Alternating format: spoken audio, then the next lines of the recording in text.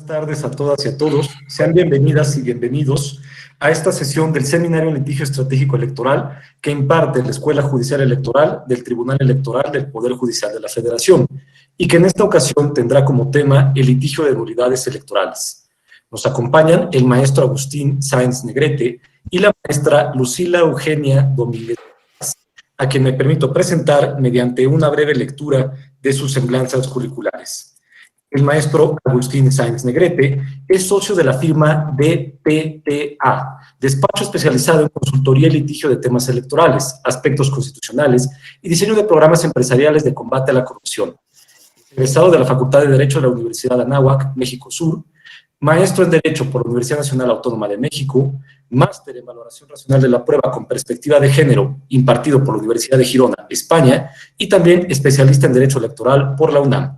Durante 10 años ejerció diversos cargos de carrera judicial en el Tribunal Electoral, incluyendo coordinador de ponencia en la Sala Regional Toluca y secretario de Estudio y Cuenta de la Sala Superior.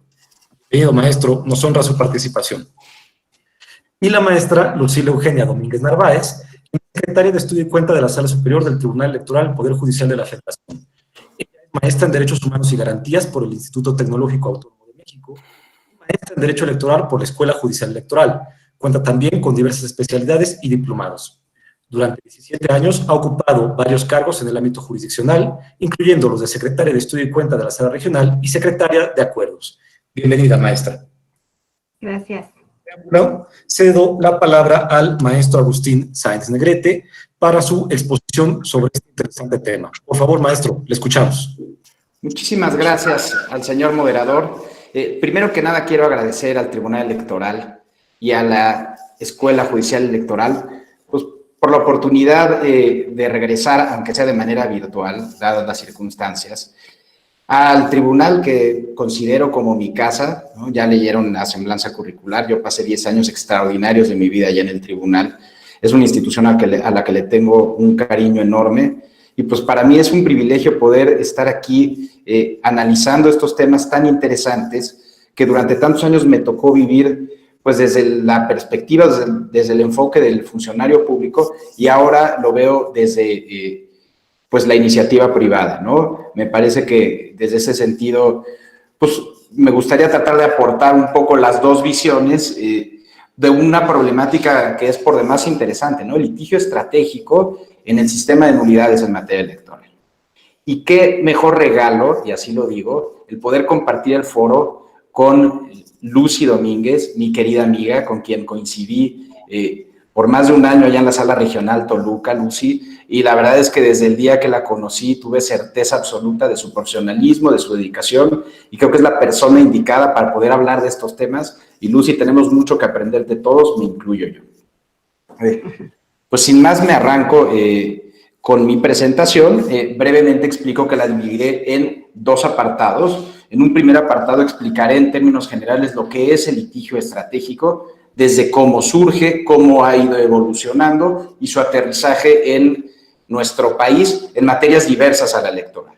Y en un segundo bloque hablaré de cómo en la materia electoral se ha utilizado este tipo de técnica para algunos temas y me permitiré polemizar en torno a si efectivamente existen a estas técnicas de litigio estratégico en temas de nulidades electorales, porque me parece que es una reflexión pertinente en este foro, y bueno, espero agrade esta presentación. Entonces, sin más, me arranco. Bueno, la primera pregunta, ¿qué es el litigio estratégico? La verdad es que es un concepto que se utiliza de manera sumamente simplista o poco clara en el argot jurídico, ¿no? Estando acá afuera, pues, casi todos los abogados litigantes se venden como abogados que llevan a cabo litigio estratégico, y me parece que es importante tener las bases conceptuales de este tipo de actividades para poder entender a qué nos referimos, ¿no? En un primer momento me gustaría hacer énfasis en los antecedentes. ¿Cómo surge el litigio estratégico? Bueno, el litigio estratégico surge a principios del siglo pasado, digamos, a partir de este replanteamiento de la forma de enseñanza del derecho, principalmente en escuelas norteamericanas, ¿no? Se trata, en ese momento se trató de una visión novedosa y disruptiva de la utilidad y los alcances del derecho y de la actividad de los abogados litigantes, ¿no? Y esto permitió un replanteamiento de esquemas y de formas tradicionales de enseñanza en el derecho en las universidades, en las aulas universitarias. Dicha transformación se comenzó a gestar desde las primeras décadas del siglo pasado e implicó a grandes rasgos no abandonar, pero sí de algún modo complementar estas clases y materias pues caracterizadas por un alto volumen de información, por contenidos altamente teóricos y abstractos, con materias prácticas orientadas de algún modo a aterrizar el aprendizaje dogmático de los alumnos y dotarlo de una serie de elementos prácticos a través del estudio de casos concretos. Podríamos decir en un primer momento que este replanteamiento educativo coincidió con el auge que tuvo el realismo jurídico, esta visión filosófica del derecho, que fue una corriente filosófica que se basó en varios aspectos, destacadamente mencionaré dos. Primero, pues la idea de transformar al derecho en un auténtico producto humano, ¿no? Diseñado específicamente para conocer sobre la lógica subjudicial en esa época concreta, ¿no? A partir de un reconocimiento amplio de la subjetividad de los jueces, en tanto seres humanos que por más profesionales y neutrales que trataran de ser, pues no podían desprenderse por completo de sus ideologías o de intuiciones de carácter personal, ¿no? Fue en este contexto que importantes juristas como Jerome Frank reinventaron las bases metodológicas tradicionales en que sustentaba la formación de las futuras generaciones de abogados a partir de una propuesta de educación jurídica que estaba encaminada a buscar una enseñanza práctica real, aterrizada y empírica que de algún modo se asemejara con los métodos didácticos empleados en facultades como las de medicina, ¿no? Es así como a finales de la década de los 80 empezaron a crearse en Estados Unidos estas famosas clínicas de litigio en las universidades más reconocidas de ese país, en las cuales se vinculaba el proceso de formación de los nuevos abogados con actividades prácticas de litigio siempre orientadas por un enfoque social.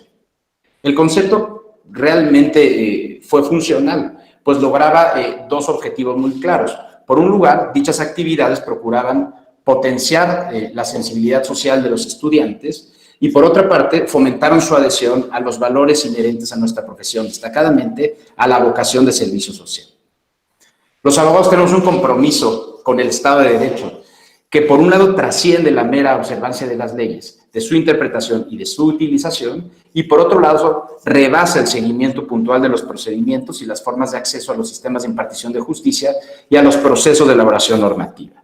Estos fueron los grandes avances que se tuvieron en materia en temas didácticos, porque auténticamente se les despertaron una serie de habilidades a los alumnos que anteriormente no habían sido trabajadas con efectividad, ¿no? En armonía con estos principios, las clínicas de litigio con compromiso social comenzaron a utilizar esquemas hoy conocidos como litigio estratégico o paradigmático para defender causas justas y se han convertido en un ingrediente indispensable en las facultades de derecho alrededor del mundo, ¿no? Algunas de las ventajas que se identificaron de enseñar el derecho de ese modo, es decir, con casos de litigio estratégico pro bono, son las siguientes. Por un lado, enfrentaron a los estudiantes a problemas y situaciones que viven los abogados que ya ejercen en la práctica cotidiana. Segundo, evidentemente con una responsabilidad o con una tutoría de un profesor, pero les exigía resolver esos problemas con casos y clientes reales. De algún modo, eso permitió aproximar al abogado en formación a las problemáticas y a las realidades de otro tipo de personas con una serie de vulnerabilidades y de necesidades que requerían de una auténtica vocación de servicio. Finalmente, esto permitió que los abogados jóvenes con una visión distinta del mundo del derecho empezaran a dimensionar los alcances del litigio, no solo a partir de un caso concreto que se resolvería con una eventual sentencia, sino sus posibles repercusiones en casos similares.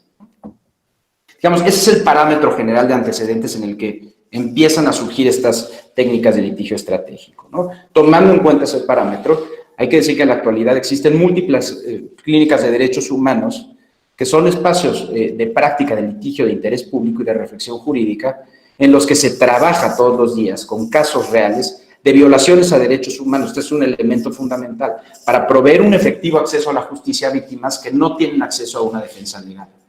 Esto con una intención de utilizar al derecho como una auténtica herramienta de cambio social y como generador de políticas públicas y en general de mejores condiciones de vida para la sociedad.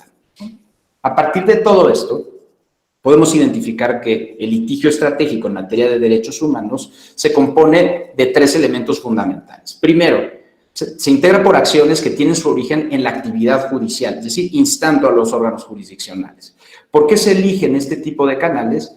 Porque generan un mayor impacto social, un mayor impacto público. Y su difusión en un contexto democrático sienta pautas sólidas o precedentes importantes para la repetición y, de algún modo, el incremento o exponenciación de este tipo de decisiones.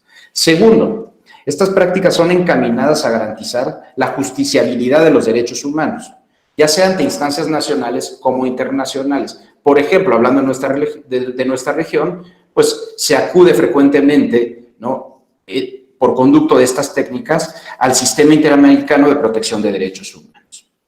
Y finalmente, el tercer elemento implica que el objetivo o la finalidad de estos litigios estratégicos consiste en avanzar en la modificación estructural de las normas y procedimientos de derecho interno para abarcar con un caso, con una situación puntual, un cambio legal con implicaciones sociales extensas. En síntesis, hay que decir que el litigio estratégico busca satisfacer, por una parte, estas aspiraciones de transformación legal y el impacto social, pero también y sobre todo avanzar en la protección de los derechos de las víctimas implicadas en el caso. Una decisión, resolución o sentencia positiva por parte de los tribunales contribuye a la evolución de la protección de los intereses de la víctima, permite eventuales reformas al marco jurídico y, sobre todo, beneficia en el futuro a personas que se encuentran, de algún modo, en igualdad de circunstancias. Algunas de las características que se requieren en cada actividad de litigio estratégico son ingenio, compromiso y conocimiento, ¿no? Un caso que podría resultar común y corriente con una simple pretensión, una litis claramente trabada, puede para un abogado estratégico convertirse en el caso ideal para alcanzar objetivos que rebasan al interés particular de su cliente y de ese modo contribuir auténticamente a transformar el derecho con un enfoque que privilegie los intereses de la sociedad. Otro aspecto a destacar, no repararé mucho en esto, es que un buen litigio estratégico requiere de un esfuerzo integral organizacional de larga duración, de alta complejidad y de costos elevados. Ello requiere de actividades complementarias al tema estrictamente litigioso. Estas características de algún modo obligan a quienes deciden adoptar el litigio estratégico como método principal de trabajo a desarrollar estrategias accesorias de apoyo al litigio que abarquen todas las oportunidades, los retos y los riesgos existentes en el espacio, pues, que comprende el procedimiento legal, ¿no? Estas estrategias complementarias tienen objetivos de maximizar el impacto social del litigio, al incorporar, por ejemplo, a otro tipo de actores sociales, y manejar y minimizar posibles daños tanto a los sujetos afectados como a la causa durante la evolución del proceso judicial. Además, los proyectos de litigio estratégico suelen incluir líneas presupuestales específicas para actividades complementarias de apoyo y recursos humanos que requieren de una alta especialización o capacitación para el desarrollo de coaliciones, publicidad y recaudación de fondos. Nada más mencionar algunas de las cosas que se requieren adicionales a lo estrictamente litigioso o que pueden ser de utilidad para, de algún modo, fortalecer las intenciones o las pretensiones. Está la figura de los amigos de la Corte, que, como sabemos, la integración anterior a la Sala Superior incorporó a los litigios en materia electoral. Está el trabajo adicional relacionado con el caso, por ejemplo, técnicas de investigación social o de fact-finding y fact-checking. Está la recaudación de fondos, a veces son litigios que toman mucho tiempo y que, por lo tanto, requieren de un fondo importante. Y por último, pues la movilización social para ejercer presión y lograr cobertura mediática del asunto. Ahora aterricémoslo a nuestro país. En México, la experiencia con temas de litigio estratégico ha ido evolucionando, ha ido aumentando en los últimos años, ¿no?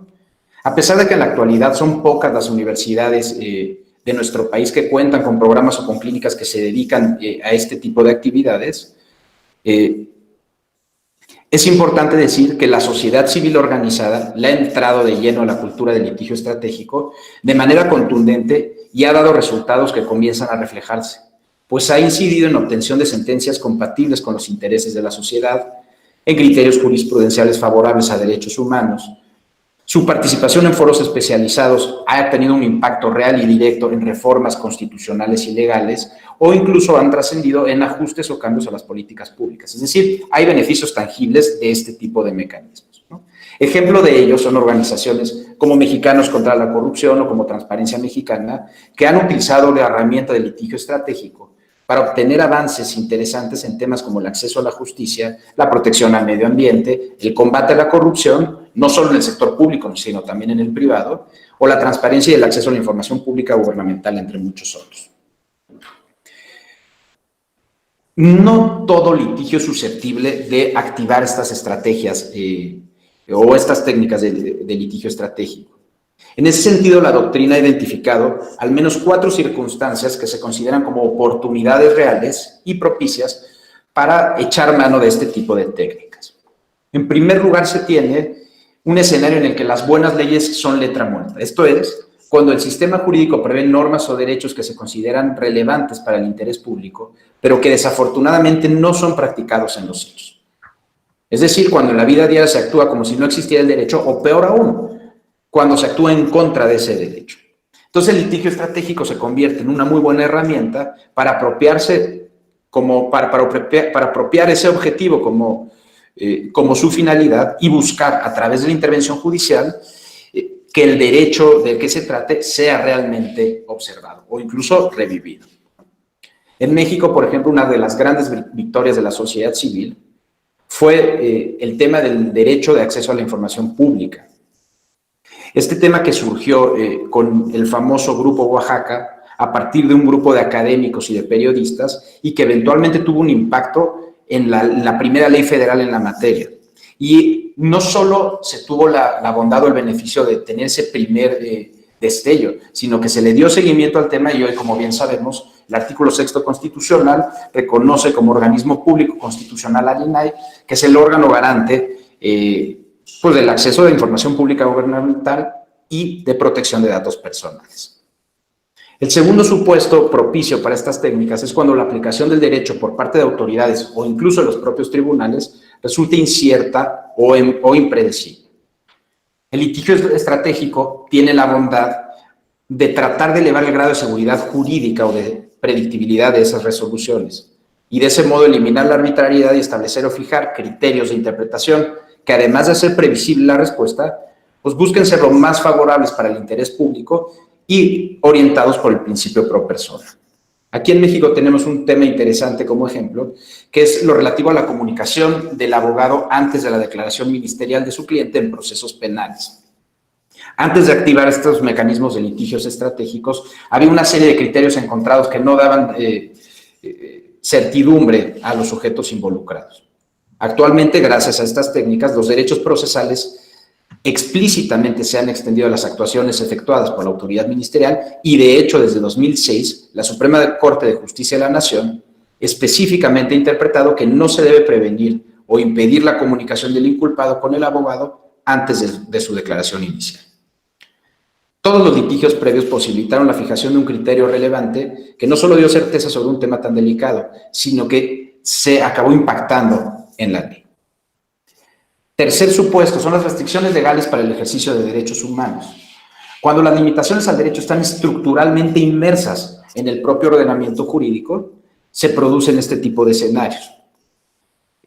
Debe decirse, en palabras de Gustavo Zagrebelsky, el famoso constitucionalista italiano, el derecho es dúctil y probablemente el mejor artesano para modelar el derecho en pro del interés social es precisamente el abogado, el profesional del derecho, pues es quien lo conoce y quien lo maneja y de ese modo puede tener un correcto entendimiento de las implicaciones que una falla en el sistema puede generar en su conjunto.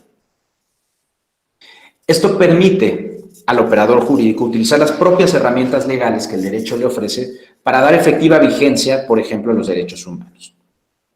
Un ejemplo de este tipo de asuntos son los relacionados con la despenalización del aborto. Se ha tratado, pues, de un esfuerzo de litigio estratégico de varios años que ha rendido frutos en nuestro país.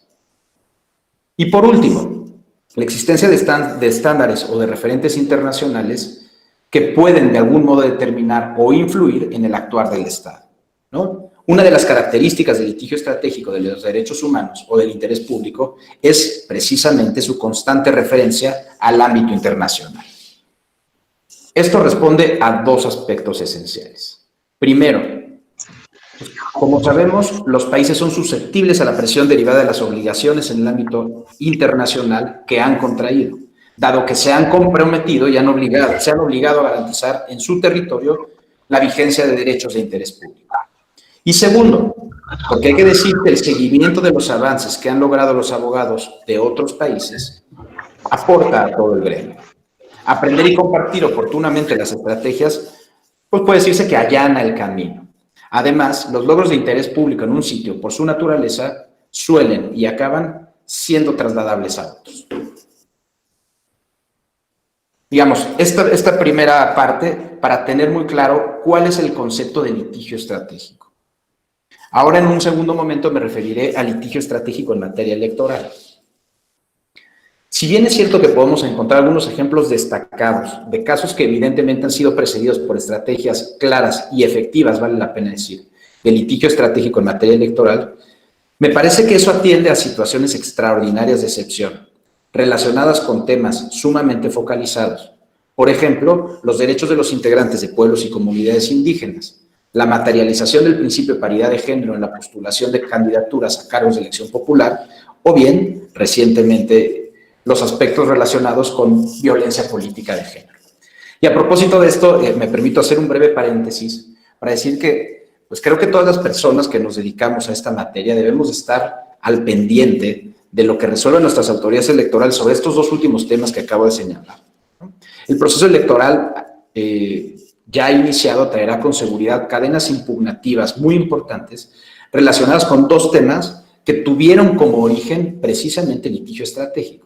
Primero, la exigencia de los partidos políticos para postular candidaturas a las 15 gubernaturas que se renovarán el próximo año, observando el principio de paridad de género. Es un tema interesante, como bien sabemos, a nivel ayuntamientos, a nivel legislaturas, a nivel de integración de autoridades electorales, se han ido incorporando estos criterios de paridad, pero seguramente cuando se trate de gubernaturas de los estados, pues vaya, es razonable esperar que algún ciudadano o que incluso algún partido político active cadenas impugnativas para someter a consideración de las autoridades electorales la pertinencia de estos criterios. Entiendo que la semana pasada el INE estuvo planteando una serie de razonamientos que seguramente pronto se aprobarán a manera de lineamientos, entonces va a ser muy interesante ver cómo se resuelve eso. Y segundo, relacionado con la violencia política por razones de género, pues bueno, la posible inelegibilidad de ciudadanos que en este proceso electoral pretendan contender para algún cargo de elección popular y que hayan sido incorporados a esta lista que ya está generando el INE, que me parece también tienen que integrar en los soples, de sujetos o personas que hayan sido sentenciadas por haber incurrido en violencia política en razón de género. Vaya que esos temas implican una complejidad técnica y jurídica sumamente interesante y, pues bueno, habrá que ver si el litigio estratégico que se inició hace ya algunos ayeres acaba materializándose, en pues ese logro que sería un gran logro para quien ha planteado esos temas. Pero regresando al tema y aterrizando al tema que nos ocupa en la sesión de hoy, pues el sistema de nulidades en materia electoral. Como sabemos, las elecciones democráticas en nuestro país deben revestir ciertas características para poder ser válidas, deben ser auténticas y respetar los principios rectores y constitucionales de la materia para hacer prevalecer la voluntad ciudadana en la integración de los órganos electos. Al respecto, existe una medida especial para garantizar que todos esos elementos que forman parte de nuestro sistema electoral pueda materializarse, que consiste en la anulación de las elecciones, que puede llevarse a cabo cuando se acredita alguna de las causas de nulidad que están expresamente previstas por la ley, porque se trata de una medida de última ratio, es decir, es una medida extrema para salvaguardar la legalidad y certeza de los resultados electorales. ¿No? La nulidad electoral puede ser conceptualizada como una especie de sanción por violaciones graves a la legislación aplicable y que tiene que verse como una especie de el efecto de una causa muy grave, que es el actuar contrario a derecho cuando se afecta el sufragio libre del ciudadano. En ese sentido, la facultad de declarar la nulidad en materia electoral, como sabemos, compete a los tribunales electorales. Aquí hay que aclarar brevemente que hay tres tipos de nulidad: la nulidad del voto, la nulidad de votación recibida en casilla o la nulidad de una elección. La nulidad del voto, que es el nivel básico que corresponde a este sistema de nulidades, se produce cuando no existe certeza, cuando no queda claro cuál es el sentido del voto emitido por un ciudadano. Este tipo de nulidades, por ende, solo se aplican al voto individual de un elector en particular, ya sea por error o por decisión del ciudadano. Ese voto simplemente deja de contar a favor de alguna opción política. Y tenemos los otros dos tipos de causales de nulidad: las que se actualizan de votación recibida en casilla, cuando se configura alguna de las causales que prevé la legislación relacionadas con la recepción de los votos, con la forma en la que deben computarse o incluso con su traslado. Y por último tenemos las causales de nulidad de una elección, que por lo general tienen que ver con irregularidades que se han presentado durante cualquiera de las etapas del proceso electoral y que constituyen violaciones a alguno de los principios constitucionales. Por tanto, podemos considerar que la finalidad, digamos, para englobar este tema de este sistema de nulidades en materia electoral consiste en eliminar cualquier circunstancia que afecte la certeza en el ejercicio personal libre y secreto del voto, así como en su resultado. Teniendo presentes estos rasgos del sistema de nulidades, la pregunta obligada es si en México existe litigio estratégico en temas de nulidades electorales. Y aquí es donde voy a empezar a polemizar, porque me parece que la respuesta es que por regla general no. En este tema tan específico, la experiencia empírica nos lleva a esa conclusión. Y lo planteo en términos 100% realistas, ¿no? Tomando como base esos 10 años que estuve en el tribunal y los 4 años que llevo litigando la materia. Me voy a permitir señalar una serie de razones objetivas que a mi juicio pueden explicar esta conclusión. La primera de ellas es que son muy pocos, aunque cada vez somos más, los litigantes que se especializan en la materia electoral. Como secretario de Estudio y Cuenta me tocó leer cientos de demandas, ya sea para proyectar o para dictaminar, y me parece que en la gran mayoría de las ocasiones el abogado que había redactado esas demandas probablemente era un abogado que se dedicaba a otros temas, pero no tenía tal vez este know-how, estos conocimientos técnicos que le permitieran entender y dimensionar adecuadamente pues lo que es un sistema de nulidades en materia electoral y cómo podía acreditarse los extremos de esa pretensión. Otro factor que me parece fundamental es que en México no existe una cultura jurídica de estrategia y de prevención. Es decir, ahora que estoy de este lado, pues abiertamente puedo decir que la mayoría de los clientes potenciales que se acercan a solicitar los servicios del despacho lo hacen desde un enfoque reactivo. Es decir, una vez que ya transcurrió el proceso electoral, una vez incluso que ya transcurrió la jornada electoral, que ya se recibieron los votos. Entonces, pues eso hace que el litigante en materia electoral no tenga un margen de maniobra para poder diseñar una auténtica estrategia pues que permita maximizar las oportunidades jurídicas para el cliente. Y eso obliga a pues, ceñirse a aspectos muy puntuales relacionados con error y dolo de votación recibida en casillas, o tal vez a tratar de enfatizar en una posible violación que se haya dado con motivo del cómputo de los votos. Pero la oportunidad que se desaprovecha desde la perspectiva litigiosa es enorme, porque como sabemos, vaya, no voy a decir nada nuevo bajo el sol, pero pues en nuestras elecciones, a pesar de que tenemos autoridades muy sólidas que garantizan los principios electorales, pues la realidad es que también se incurren en una serie de irregularidades probablemente mucho tiempo antes del inicio del proceso electoral. Entonces, una estrategia preventiva, una estrategia que busque preconfigurar pruebas para demostrar los alcances de una violación grave de un principio electoral, pues sin duda alguna podría construirse con tiempo y con una táctica muy clara, que involucre desde luego el echar mano del equipo jurídico, de los recursos humanos con los que cuenta el propio cliente, con los que cuenta el candidato, con los que cuenta el partido político. Es decir, pues vaya, en todos lados se hace campaña, en todos lados potencialmente se pueden cometer irregularidades y se requiere de muchos ojos y de muchas manos para lograr documentar. Otro elemento que me parece que también hace complejo el tema del litigio estratégico en cuestiones de nulidades, pues es sin duda la dificultad que acarrea la carga de la prueba, ¿no? Como bien sabemos, en nuestro derecho electoral, se rige por el principio que establece que quien afirma está obligado a probar. Sin embargo, a veces nuestras normas electorales pues, exigen prácticamente la prueba del diablo, ¿no?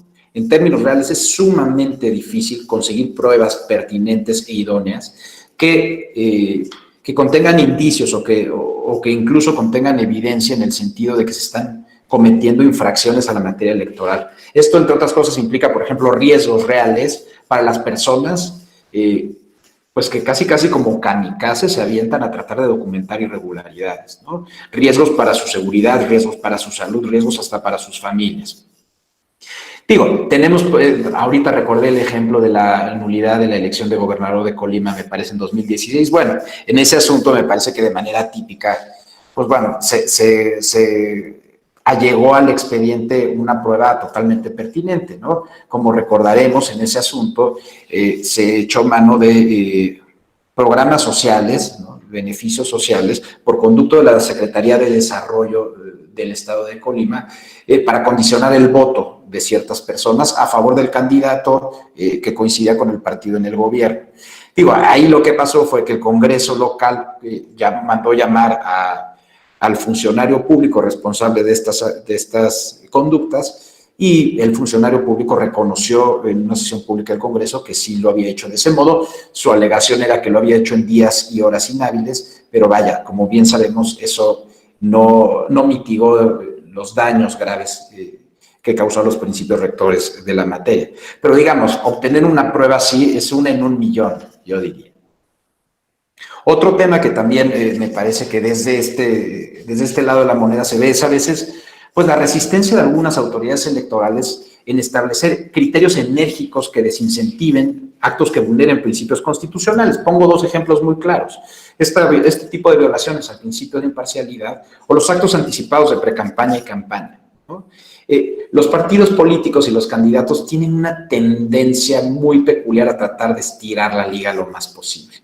Y en la medida en la que los criterios jurisdiccionales son permisivos, son laxos, exigen aspectos, ¿no? Recuerdo que a raíz de este criterio del asunto de Delfina Gómez, cuando contendía por la gobernatura del Estado de México, y se le denunciaba por un acto anticipado de campaña, por un evento público ya iniciado el proceso electoral, y la Sala Superior estableció un criterio en el sentido de que no se actualizara el acto anticipado de campaña, entre otras razones porque no había un mensaje unívoco, claro, que de manera absoluta llamara al voto, entonces no se acreditaba la violación.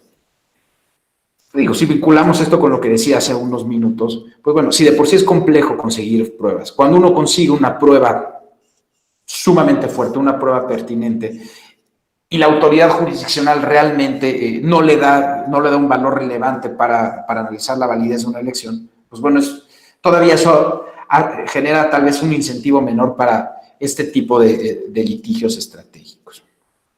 Y por último, también hay que decir esto, las limitaciones del marco jurídico, es decir, no solo es una perspectiva crítica de cómo actúan las autoridades electorales, porque a mí también me tocó estar en ellas, ¿no? Y a ver, tenemos que reconocer una realidad, el derecho es una ciencia cambiante, y ese cambio se produce de manera muy lenta, mucho más lenta que la realidad, ¿no? Yo recuerdo en 2015 que nos tocó ver el asunto de los tuits de famosos durante la jornada electoral.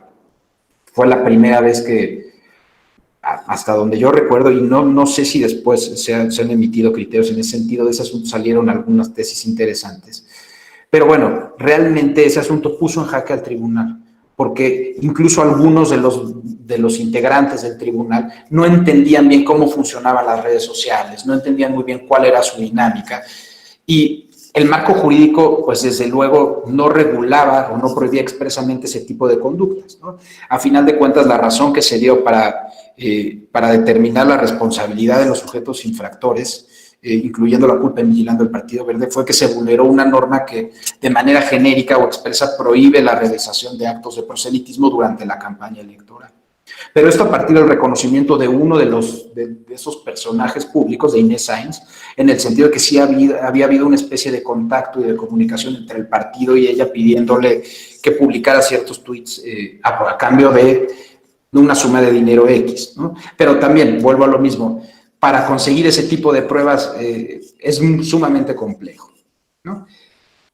A ver, yo pongo sobre la mesa dos temas que son temas incómodos electoralmente en el mundo. El asunto de Cambridge Analytica, ¿no? Es de todos conocido, es un asunto paradigmático, fue un asunto que incidió directamente en la elección de Donald Trump en 2016 y en el tema del Brexit, pues bueno, ya las nuevas dinámicas que utilizan los partidos políticos y los candidatos para tratar de persuadir al electorado, pues no están del todo reguladas, cuando menos no expresamente en nuestra legislación. Entonces eso genera una complejidad absoluta para que las autoridades electorales puedan hacerse cargo de esos temas, ¿no? Y ahora leía recientemente que hay países donde ya se están financiando las campañas electorales con criptomonedas. Vaya reto que enfrentan hoy nuestras autoridades electorales. Pues, si de por sí es difícil el tema de la fiscalización de los recursos que se gastan en campaña, ahora introducir este elemento de la criptomoneda que, pues, implica unos conocimientos técnicos, tecnológicos, vaya, lo hace muy complejo. Entonces, básicamente yo dejaría esta intervención hasta aquí. Perdón si me robé más tiempo del que me correspondía, querida Lucy, pero bueno, es lo que traía para ustedes el día de hoy. Muchas gracias por su exposición, maestro Sáenz, en la cual nos ha explicado el origen del litigio estratégico, al que emparenta con la enseñanza del método del caso en las facultades de Derecho. Nos hace también usted reflexionar que se trata de un conocimiento evidentemente práctico, requiere de métodos de enseñanza que tengan ese mismo carácter. Y también indicaba usted que una forma de adquirirlo es a través de la prestación del servicio social. También nos ha comentado sobre los beneficios sociales del litigio estratégico, su capacidad de potenciar la vigencia y garantía de los derechos fundamentales en ámbito nacional e internacional, pero también nos ha indicado algunas de sus necesidades, como recursos humanos, financieros, y comprender que son asuntos que suelen involucrar un tiempo considerable para su planteamiento, litigio y resolución. Nuevamente, muchas gracias, maestro. Ahora me permitiría ceder la palabra a la maestra Domínguez Narváez para su exposición sobre este tema. Maestra, por favor, le escuchamos. Sí, gracias. En principio, entiendo que al inicio de este programa, pues nos comentaron que teníamos como una cierta misión de polemizar. De ninguna manera me atrevería yo a hacer eso con don Agustín Sáenz. La admiración que le tengo es, por supuesto, mayúscula desde que lo conozco.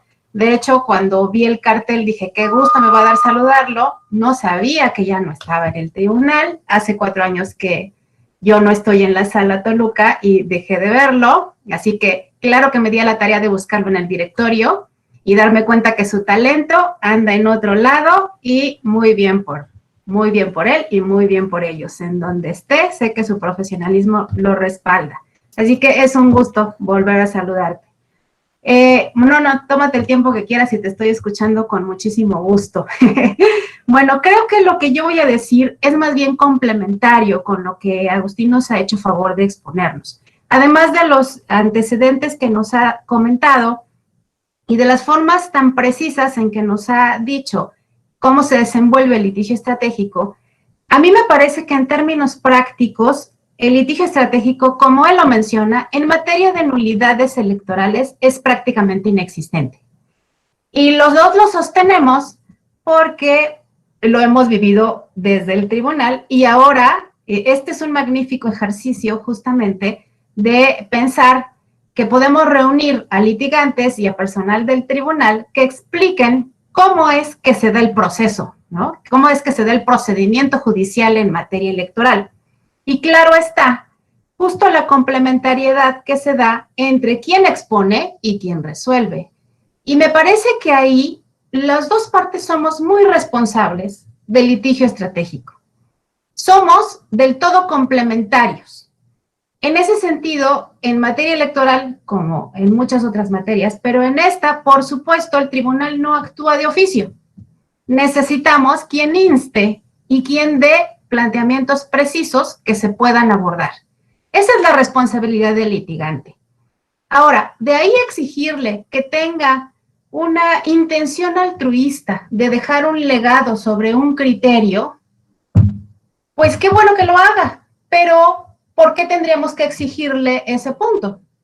Y en concreto, en el tema de nulidades, como lo mencionaba Agustín, estamos en una circunstancia donde estamos inmersos en el proceso electoral.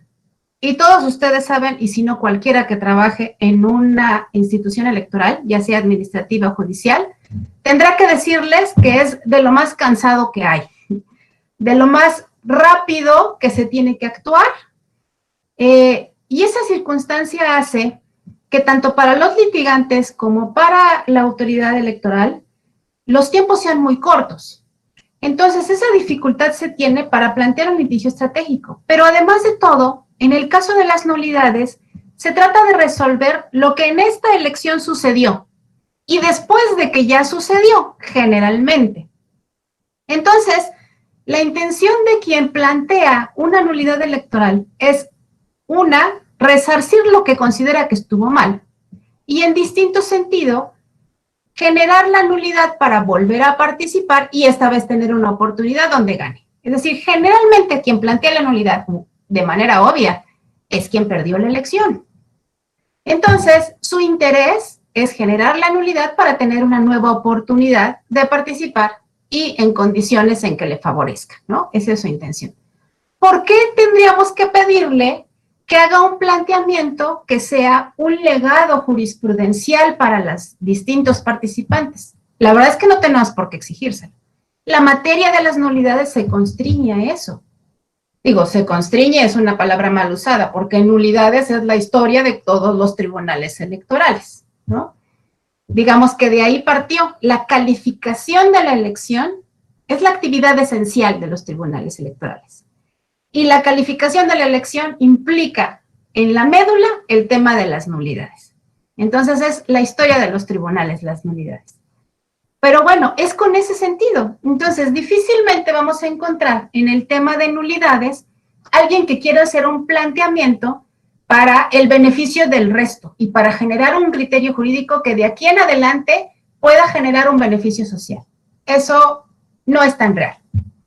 Pero lo que sí es real en materia de litigio estratégico es justo esta complementariedad que advertimos entre quien plantea y quien resuelve. Y lo que está involucrado alrededor es enorme. Es justo que sí, en materia de litigio estratégico, en muchos temas, y en materia electoral, claro que lo existe, hay colectivos que promueven demandas específicas, digo, con objeto de generar, por ejemplo, criterios sobre interés legítimo, como fue el caso de la sentencia que dijo cualquier mujer puede alegar sobre paridad de género. ¿Por qué? Porque la paridad de género es un valor tal que cualquiera que se pueda poner en el supuesto, aunque en este momento no esté, lo pueda hacer valer. Es un enorme criterio. Todos los criterios de paridad de género, pues no lo olvidemos, hace 6 años no existían. Ninguno. Esa es la verdad. Comenzamos en los 70s con un 30% de cuotas, luego un 40% en los 90s, luego llegamos al 50% y entonces, en lugar de decir ya se instaló la paridad, comenzamos con las trampas de los partidos para evadir la norma. Y entonces comenzó a hacerse litigio estratégico para hacer que la norma se cumpliera, para empezar. Pero, del otro lado, además de lo que plantean los colectivos, se necesita también una respuesta congruente y una respuesta bien intencionada y amplia y comprometida con su trabajo de parte de los tribunales. Porque si yo, como proyectista, si los magistrados como jueces y quienes en realidad llevan las sentencias, no tuvieran la disposición de ampliar los criterios, pues no habría tampoco avance en los criterios. Y Agustín lo decía muy bien, en la cuestión de valoración de las pruebas es clarísimo. Yo he visto sentencias muchísimas en donde tengo un listado de pruebas y dicen, estas son y por su categoría son documentales privadas y por lo tanto son un indicio leve que no prueba. ¡Pum! Así como lo dije, así viene en la sentencia. Eso, perdón, no sirve. Para eso no necesité abrir ningún documento que tengo que valorar. El compromiso de un tribunal en ese sentido no es enunciar las pruebas, es leerlas, es analizarlas y ver en qué son congruentes y de poco a poco qué indicios te llevan a la convicción de que algo sí sucedió. Y eso requiere disposición de parte del tribunal. Y creo que la otra gran materia en donde el tribunal tiene que comprometerse a estar dispuesto es, por supuesto, en materia de interpretación de las normas, en donde lo que dice la norma en sí es insuficiente para lo que el hecho requiere. Y en esa materia, me parece, los tribunales electorales sí han asumido ese compromiso, me parece. Quizá no todos y quizá no en todos los casos estemos satisfechos. En esta materia y seguramente en todo el ámbito judicial e incluso jurídico, no somos ángeles. Nadie, ni se lo crea ni lo piense. Aquí todos llegan por un interés y todos, me refiero a todos los litigantes, plantean el interés de su cliente y el tribunal también plantea el interés de su expediente. Como lo decía Agustín, recabar pruebas en esta materia es dificilísimo y yo diría es de locos. Cuando a mí me llega un expediente ya formadito con su foldercito azul y ya con su nombrecito y todo cosido bien bonito, pues yo me ciño a eso generalmente. De manera excepcional, el juez podrá requerir alguna prueba que le haga falta porque tiene indicios de que algo sucedió, pero no completa el escenario probatorio. Pero es por excepción. Pero a uno le llega completito. El que da el esfuerzo sobre lo que se plantea es precisamente el litigante. Y debo decir el litigante porque quizás ni el actor, es decir, quizás ni el titular del derecho, porque él va a llegar angustiadísimo con su abogado y le va a decir, ¿qué hago? Y el pobre abogado tendrá que hacer una traducción en términos jurídicos de esa angustia, que además generalmente les llega quemada en tiempo, y en materia electoral nada más hay 4 días o 3 en recurso de reconsideración, y nada que 15 en amparo y hábiles, no. Aquí son 4, y no más, y ni un minuto más, esa es la verdad. Entonces, quien da una traducción de los hechos a lo que se puede plantear al tribunal y a las expectativas que pueda tener el titular del derecho es justamente el litigante. Y el litigante es quien va a dar herramientas al tribunal para que tenga un pronunciamiento y entonces sí, esa conjunción y complementariedad generarán un criterio que pueda trascender. Y en materia de nulidades, creo que si bien quizá no ha sido intencional, el avance en los criterios de nulidades es amplísimo. Si yo me pongo a analizar, como lo estuve haciendo aquí en mis apuntitos, de las cosas que se planteaban hace 10 años a las cosas que se plantean ahora en nulidades, la diferencia es abismal. Abismal. El sistema jurídico de nulidades ha cambiado por completo y debo decir, y ha cambiado por completo por los criterios que se han construido así. Es muy común que si ustedes revisan la exposición de motivos de muchas de las normas electorales, tengan detrás una jurisprudencia o una sentencia. En mucho, los tribunales electorales, gracias a lo que se les plantea, llegan a crear criterios suficientes como para que el legislador los adopte y cambie la norma. Y estamos en un escenario electoral muy distinto del que teníamos hace 10 años. Y bueno, me parece, y lo voy a mencionar como curiosidad en materia de litigio estratégico, que también hay otras formas, además de esta complementariedad. Y diría yo, las deduje simplemente del ejercicio profesional. Por ejemplo, yo pensaría que es una forma de litigio estratégico el planteamiento que hacen las salas regionales para advertir a la sala superior que hay contradicción de criterios entre sus sentencias. ¿Por qué? Porque lo que hacen cuando plantean esa circunstancia es generar certeza sobre el criterio que debe adoptarse ahora sí para todo el tribunal, y recordemos que la jurisprudencia del tribunal es obligatoria para el resto de autoridades y para el resto de tribunales. Entonces, cuando un magistrado de sala regional o el pleno de la sala regional plantea una contradicción de criterios, quizá no es su intención, pero lo que hace es generar certeza sobre un criterio que va a regir para todo el país. Y eso me parece estratégico. En segundo lugar, también lo pueden hacer los magistrados de la sala superior o alguna de las partes que puede denunciar tuvo que ver en el asunto y puede denunciar la contradicción. Incluso me atrevería a pensar que es una forma de litigio estratégico también los planteamientos de atracción por la sala superior. ¿Por qué? Porque en esos, antes de que las salas regionales por competencia pudiera corresponderles el asunto, antes de que las salas regionales den un criterio propio, se plantea a la sala superior que sea ella quien en única instancia determine el criterio que va a regir en adelante. Entonces me parece también que quienes plantean una facultad de atracción tienen la estrategia de generar certeza sobre un criterio que se vuelva obligatorio para todos los demás. Eso también me parece de lo más estratégico. Y bueno, en estas formas, yo decía, de litigio estratégico, encontramos esta complementariedad como la que ahora estamos teniendo en esta plática, porque seguro que yo no soy experta en plantearles las dificultades del litigio, las dificultades de la resolución, mira, con todo gusto les doy un recetario completo. Pero bueno, en esa complementariedad estamos. Ahora, en materia de nulidades, me parece que Juan Agustín hizo un planteamiento genérico muy especial, porque nulidades, cuando a mí me dijeron el tema y me dijeron, ¿puedes exponer tal cosa? Y dije, ¡ay, nulidades, qué padre! Debo decir que no es común que a la gente le guste el tema de nulidades. No sé por qué, a mí me encanta. Pero lo curioso fue que cuando me pasaron el programa y dije 2 horas, yo dije, ¿pero cómo?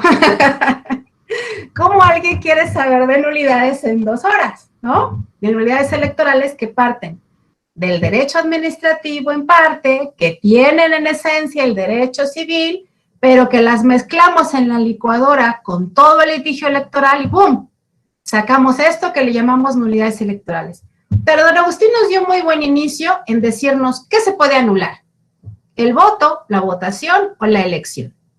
Y ahí creo podemos empezar a introducirnos en materia respecto de sencillos cambios, bueno, sencillos no, corrijo, pero sí cambios drásticos que hemos tenido evolutivamente en las nulidades. A ver, recordemos que las nulidades son la forma de hacer que algo que se obtuvo de manera fraudulenta no tenga valor, así de sencillo. Es decir, es una manera de corregir lo que estuvo obtenido de manera ilegal. Y la corrección no está a nivel de le voy a dar un garrotazo a quien la provocó. Eso fue después. La FEPADE existió después, los delitos electorales existieron después. Pero el tribunal de manera independiente, ya en el 96, empezó a generar toda la teoría de las nulidades de la nada. Y empezó a delimitar qué le corresponde a cada quien conocer en materia de nulidades. Y ahí está lo primero que nos comentaba don Agustín. La nulidad del voto le corresponde a quien está en la casilla. Si yo no puedo identificar por quién emitiste tu voto, voy a tener que decir que este no vale, porque no sé para quién está dado. Y sobre eso hay enormes criterios que incluso, fíjense, algo que les puede servir mucho para saber qué pasa en materia de nulidades de votación es agárrese un manual de funcionario de casilla. Ahí ustedes van a saber la neta de lo que pasa en ese momento. Y en ese momento se desarrolla todo lo que viene después. Hay muchísimas cosas que se hicieron antes, pero en ese momento, en ese día se concretan y son lo que genera o no gobiernos o legisladores. Lo que pasa en ese día. Entonces, si ustedes se agarran un manual del funcionario de casilla, van a ver, por ejemplo, varios ejemplos de boletas que están mal tachadas para explicarle a un funcionario de casilla cómo debe de valorarlas. A ver, es que la que se pasó un poquito del cuadrito de donde estaba el partido debe o no valer. O la que tiene un beso, o la que tiene una grosería, ¿vale o no vale? Bueno, en ese ámbito se constriñe el funcionario de casilla. Pero después de que eso pasa, después de que llenan su acta, entonces ya tenemos un resultado y tenemos un ganador. Y pensaríamos que ordinariamente, si no viviéramos en México, ahí se terminaría la historia, pero claro que no. Ahí comienza la historia donde la política se desenvuelve y dice, no, no estoy de acuerdo. Y entonces llevan ese litigio a los tribunales. Primero dan oportunidad a que se hagan los cómputos ante la autoridad administrativa y obtengan un resultado más firme, que es la suma de esas actas, y luego entonces lo litigan. Es decir, buscan una de dos, o que se anulen algunas casillas y con ese resultado, al descontar la votación, cambie el ganador y me favorezca, o que se anule toda la elección, dependiendo de las irregularidades que se vean, ¿no? Y que se puedan probar. Ahora, en materia de nulidades de votación, hemos tenido un desarrollo tremendo. Más bien, hemos volteado por completo cómo se desarrollan las cosas. En un primer momento, ¿qué era lo que se discutía? ¿Cómo le sumaron? Eso era lo más común del mundo. No me dejará mentir, Agustín, que teníamos sentencias de 500 hojas donde lo primero que salía era la tablita de la causal F. Y la tablita de la causal F llevaba 400 casillas en donde había que ver si estaba bien sumado, si el resultado era congruente. Bla, bla. Me parece que en los últimos 4 años nunca he vuelto a ver una tablita de esas. Eso ya no se discute. Y no se discute porque mediante litigio, quizá no estratégico, pero así resultó, se empezó a decir ante el tribunal, hay que corregir lo que está mal puesto. Y entonces, en lugar de solicitarte la nulidad, te solicito que le vuelvas a contar. Y eso, por supuesto, evoluciona y deja sin materia esta causal de error en el recuento de los votos. Y ahora más bien es que la autoridad, cuando advierte una diferencia mínima entre primero y segundo lugar, tiene que volver a contar todo. Y esos, perdón, quizá ustedes no lo saben, pero esos son 3 o 4 días donde la gente se desmaya, literal, por seguir contando, porque hay una clausulita en la ley, ahora la LEGIPE, que dice que ese cómputo tiene que ser ininterrumpido. Entonces, a los funcionarios de los consejos no se les deja descansar. Esperemos que cambie, o creo que ya ha habido algunas medidas en ese sentido. Pero literal, yo tengo amigos que se han desmayado contando de día y de noche. Acuérdense, en un distrito, por ejemplo,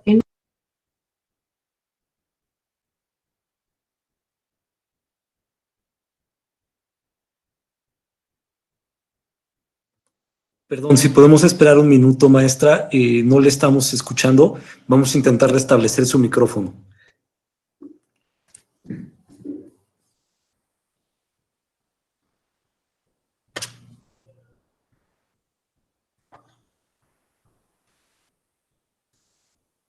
Yo le rogaría a los colegas de comunicación social y de tecnologías educativas, por favor, si pueden ayudarnos con el micrófono de la maestra.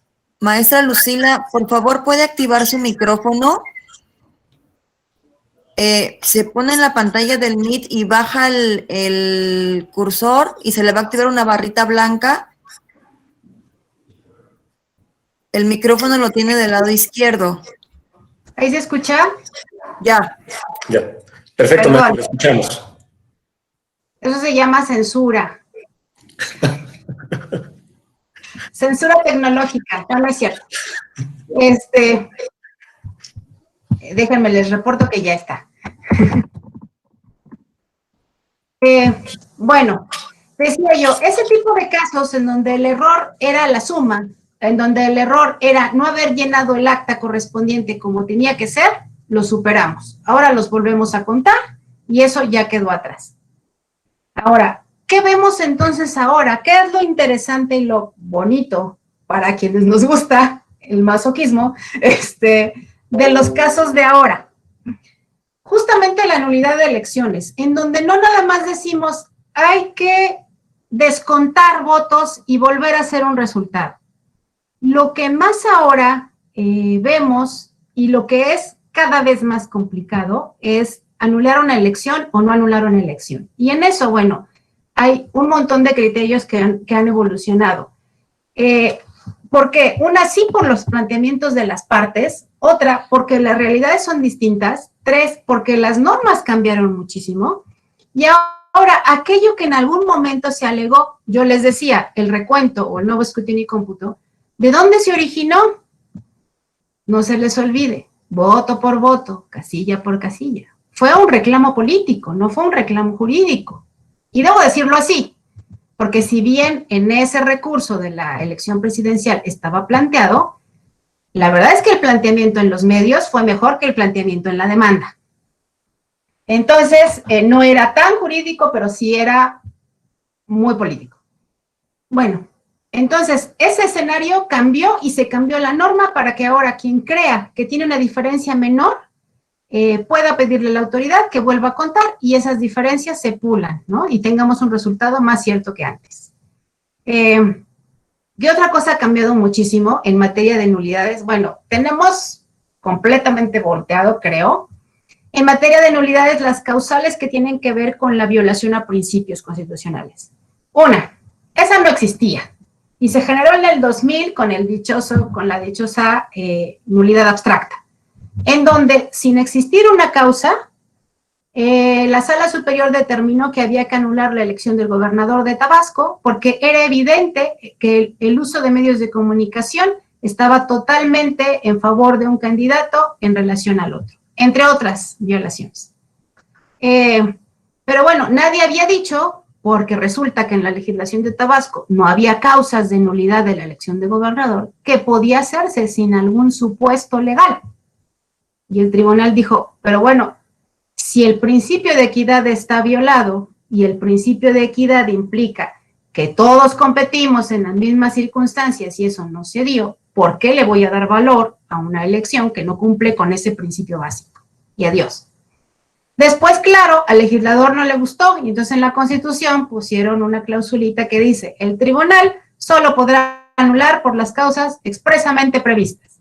Y el tribunal dijo, chido, pero en la siguiente elección, que fue Acapulco, había uso de símbolos religiosos, había utilización desmedida de medios de comunicación, había campaña negra, y el tribunal dijo, ya sé lo que dice la Constitución, pero la Constitución también tiene los principios que deben regir a las elecciones, y cuando los principios no se cumplen, ya no se llama nulidad abstracta, se llama directamente por violación a principios constitucionales, y esta se anula. ¡Bum!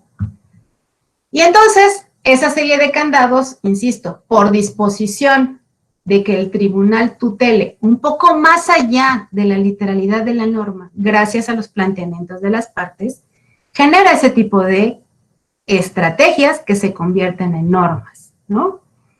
¿Qué otras cosas tenemos? A ver, todas las causales de nulidad que ahora están en el 41 constitucional, a partir de 2014, por supuesto que no existían. ¿Y de dónde salieron? Por ejemplo, la nulidad por rebasa de tope de gastos de campaña. Su primer planteamiento que yo recuerde fue justo la elección de gobernador de 2005.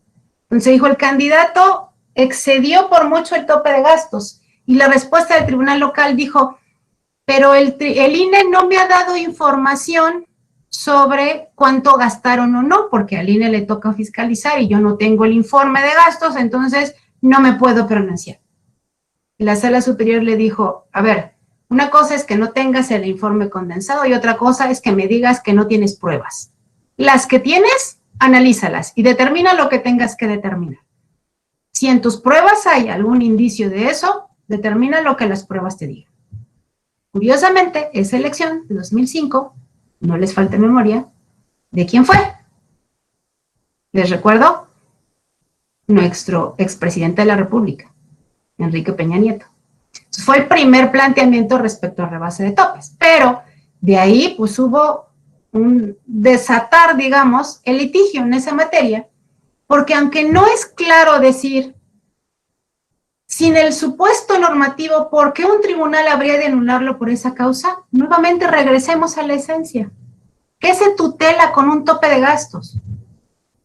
La equidad en la contienda. Existen normas de financiamiento, existen normas de fiscalización. Si tú violas esas normas para conseguir más votos a través de más dinero, violas la equidad en la contienda. Entonces puede no estar el supuesto expreso, pero es el mismo principio. Y bueno, ¿qué pasó? Bueno, ahora ya está expreso. Y ahora tenemos otra causa, ¿no? Que es el rebase de topes. Y bueno, hasta ahí lo voy a dejar para no aburrirlos, pero bueno, vamos centrados ahora sí en el tema de qué fue el litigio estratégico, yo quería, digamos, acentuar esta complementariedad, que no discordancia de ninguna manera, entre el litigio que se plantea y lo que se resuelve, y la disposición de ambos para llegar a generar un criterio. Puede ser intencional o no, porque no hay ningún motivo por el cual nosotros debamos pedir a los litigantes una labor altruista que genere un legado jurisdiccional. La verdad es que no. Todos hacemos nuestro trabajo, y en nuestro trabajo, mientras estemos dispuestos a ir un poco más allá de la letra, cuando así debe ser, y un poco más allá en la evaluación de las pruebas, se generarán los criterios que se tengan que generar, ¿no? Y estamos en una materia, eso sí, donde de ninguna manera vamos a lograr nunca, ni unos ni otros, y lo digo en valoración personal, quedar bien con nadie. Así es. No nos movemos entre ángeles, ni estamos destinados a dar ninguna absolución. Venimos a hacer nuestro trabajo y sabemos que todo el que pierde va a opinar en contra nuestra. Que todo el que gana seguramente va a dar una opinión favorable, pero quizá la siguiente pierda y ya no le guste. Cada uno hará su labor y así es como construimos. Y pues muchas gracias por su atención y continúo atenta a lo que don Agus les quiera comentar. Maestra, muchas gracias por su exposición. Nos ha comentado usted sobre la responsabilidad compartida del litigio estratégico entre litigantes y autoridad, pero también nos ha advertido sobre la relevancia del litigio en materia de nulidades electorales y esta disposición, decía usted, que debe tener el tribunal para, por un lado, adminicular las pruebas ofrecidas y, por el otro, acudir a métodos interpretativos, diríamos, sistemáticos y teleológicos. No quedarse únicamente con la interpretación gramatical. En ese sentido, también hablaba usted de una corresponsabilidad del litigante de hacer una traducción de los hechos y dar herramientas al tribunal para poder resolver sobre la nulidad que se está planteando, para emitir una resolución adecuada.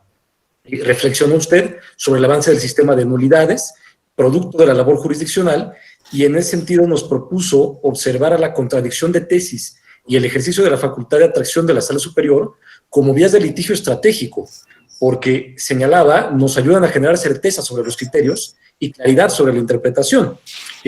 Asimismo, pues nos compartió su impresión sobre la evolución de la argumentación de las nulidades. Nos decía que inicialmente se discutía únicamente, por ejemplo, la causal de error aritmético, y ahora en cambio se solicita el recuento. Y también se refirió usted a las causas que pueden influir en la nulidad de elección y cómo se modifica su planteamiento. Por una parte, cómo es que sigue vigente la nulidad por violación a principios constitucionales, y por otra parte, cómo se le entiende como este método de tutela de la normativa electoral, pero particularmente de la equidad en la contienda. Entonces, aunque tenemos el catálogo, por así decirlo, de causales de nulidad, pues no dejamos de tener esta otra causal que señalaba usted, pues es la que deriva de la protección de los principios, el método de protección de los principios y de la equidad en la contienda. Tenemos una pregunta en ese sentido que yo me permitiría formular a nuestros dos ponentes. La señala el licenciado Pedro Barrita y nos pregunta precisamente cómo se configura o acredita la causal de nulidad abstracta de una elección. Que sé que es una pregunta pues redactada, digamos, en términos amplios, pero pues les agradeceríamos mucho si pudieran ustedes reflexionar sobre ella desde sus experiencias. Por favor, maestro Agustín, le escuchamos. Muchas gracias, Atos. Bueno, primero las damas. Entonces, Lucy, no sé si tú quieras atender esta pregunta, sé que dominas el tema. Yo estoy a lo que tú nos indiques. Gracias, don Agus. Hace 4 años que no le decía a don Agus. Bueno, a ver, ¿cómo se configura? La respuesta es difícilmente. A ver, la elección de Tabasco se anuló por la causal abstracta, que ahora se ha transformado en la de violación a principios constitucionales, pero debo decirles que el expediente de esa elección era un cuarto completo. No era un bonche de papeles, no eran varias cajas de papeles, no. era una oficina completa de anaqueles llenos de papeles. Es decir, ¿cómo llega un tribunal a decir que sin que exista en la ley una causal concreta, se debe anular una elección de gobernador, no una de un ayuntamiento, que como quiera, no por distinta jerarquía ni importancia, pero sí por tamaño, así de simple? ¿Cómo llega un tribunal a esa conclusión de que tiene que hilvanar absolutamente todo y después de analizar absolutamente todo lo que pasó en la elección, decir que no hay forma de salvarla? Porque entendamos aquí que en materia de nulidades, la nulidad no es lo que se quiere. En materia de nulidades existe el principio de que la generalidad es validar. ¿Por qué razón? No, es que al tribunal le encanta darle el poder a los corruptos.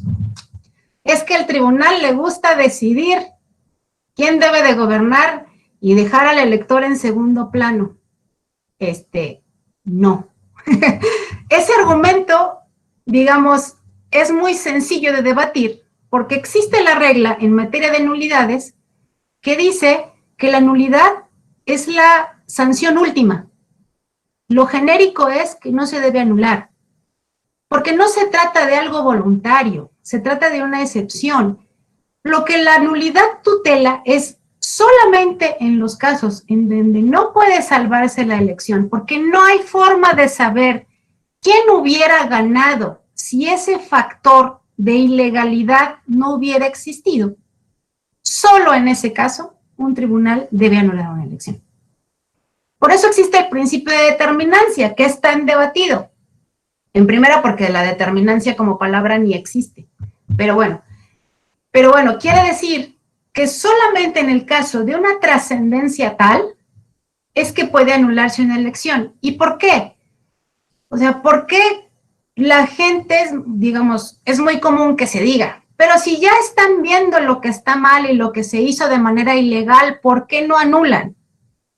Tenemos ese principio porque lo que priva es la voluntad de quien fue a votar. Así de fácil. Y para que un tribunal diga, eso no vale, el ejercicio del ciudadano, en esencia, no vale, y tengo que hacer que ese ciudadano vuelva a ir a las urnas, lo cual, déjenme decirles, no ocurre tanto, ¿eh? Cuando una elección se vuelve extraordinaria, la gente va menos, votan menos personas. Y en segundo lugar, cuando hay una elección extraordinaria, es casi, digamos, el 95% de los casos, gana la misma persona de la primera elección. Lo que nos dice que no estamos puliendo mucho en realidad, que no hemos, digamos, resarcido que tanto, si de todas maneras iba a ganar el mismo. Pero además de todo el ejercicio que implica, tanto monetaria como físicamente y como en meses de preparación, implica la organización de la elección. Pero claro está, lo puse en segundo lugar, porque a fin de cuentas, esa es la actividad de las autoridades electorales y el que quiere entrarle, pues así es la cosa. Pero sí, digamos, lo que se debe privilegiar es el valor del voto y es excepcionalísimo que un tribunal determine la nulidad. Ahora, para que un tribunal determine la nulidad sin una causa expresa y siendo una nulidad de todo el gobierno de un estado, se configura difícilmente. Es un ejercicio enorme. Y lo fue. O sea, simplemente se llegó a la conclusión de no hay forma de decir que esta elección fue equitativa. Y ni modo, no hubo otra opción. Gracias. A mí me gustaría incorporar algo para complementar la respuesta acertadísima de Lucy. A ver, yo sí creo que el tema que nos tiene a todos aquí, habría que hacer una puntualización. Más que el litigio estratégico, hay una estrategia litigiosa en tema de nulidades. Y esa variación de las palabras cambia radicalmente el sentido, porque efectivamente no hay altruismo de por medio. Desde luego que un candidato que busca una nulidad pues persigue probablemente un interés personal, ¿no? Y probablemente, si lo vemos desde una perspectiva mucho más amplia, de acreditarse su pretensión, eso podría incluso contradecir los intereses colectivos. Entonces, esa primera puntualización. Segundo, ¿qué pregunta tan difícil? Porque cada nulidad, y eso lo podemos analizar en las 30 y tantas nulidades que se han decretado vía sentencias por las salas del Tribunal Electoral del Poder Judicial de la Federación, tiene sus particularidades, ¿no? Lo que sí me queda claro es que una estrategia litigiosa de nulidades se tiene que construir desde antes del inicio del proceso electoral, probablemente, si se quiere tener un verdadero efecto, si se quiere tener efectividad en la estrategia, ¿no? Y se tiene que construir desde un enfoque, y ahora ya lo hablo desde el lado del litigante, porque es lo que he podido ir aprendiendo y construyendo estos 4 años, de capacitación del personal del candidato, ¿no? Es muy importante que la gente que trabaja para el candidato, primero que nada, tenga claridad de cuáles son las reglas involucradas en el juego electoral, que sepa qué buscar, que sepa cómo buscarlo, dónde buscarlo y lo más importante, cómo documentarlo. ¿Y por qué? Porque de esa respuesta del cómo se documenta, en gran medida depende la efectividad de la prueba. Se puede estar en el lugar indicado, en el momento indicado, pero si no se sabe tomar una fotografía de donde se adviertan circunstancias de modo, tiempo y lugar, jurídicamente no es tan útil, ¿no? A pesar de los riesgos que probablemente involucró el tomar esa fotografía. Entonces, eso por un lado, la capacitación me parece que es un tema fundamental. Lucy nos hablaba de temas de nulidad de votación recibida en casilla. Me parece que también la capacitación jurídico-electoral de las personas que representan los intereses de sus partidos y sus candidatos en las mesas directivas de casilla es fundamental. Tienen que saber qué ver, a qué ponerle atención, cómo redactar un incidente útil para efectos litigiosos, etcétera, etcétera. Todo esto requiere de un volumen de trabajo y de esfuerzo muy importante, de mucha organización. Tercero, la preconfiguración de pruebas que eventualmente vayan dejando rastro de ilegalidades durante el transcurso del proceso electoral. Me parece que esa también puede ser un buen tipo, una buena estrategia. Es decir, no hay que esperarnos a que nuestro candidato pierda la elección para entonces tratar de sacar las pruebas ¿no? debajo de la manga. Eso no existe.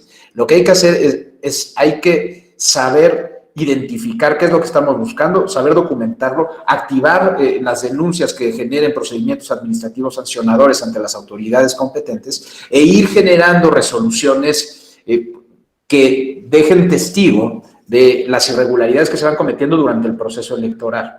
Eso tiene 2 ventajas, lo voy a decir aquí en este foro porque estamos entre puros amigos. Eso pueden ser, digamos, las piezas de un eventual rompecabezas que configura una nulidad de una elección, pero también tiene ventajas reales en la estrategia político-electoral que siguen sus adversarios políticos. Es decir, cuando ya tienes 2 sentencias desfavorables, seguramente optarás por una estrategia un poco más conservadora, porque mientras más estires la liga, eventualmente corres el riesgo de que se rompa. Y por último, una de las experiencias más difíciles y gratificantes que tuve en la sala superior fue pertenecer a este equipo que se integró por la Comisión de Magistrados que hicieron el dictamen de validez de la elección presidencial de Enrique Peña Nieto en 2012. Y me parece que este es un ejemplo muy práctico al alcance de todos nosotros de cómo no se siguen litigios estratégicos, o más bien estrategias litigiosas preventivas. Como ustedes recordarán, para ese asunto, el Subgin 359 de 2012, la coalición actora presentó 56 cajas con elementos probatorios. Llegaron en un camión, esto es verídico, lo puede corroborar quien está en la sala superior. En esas pruebas había cochinos, borregos, gallos, una serie de cosas muy extrañas y anecdóticas.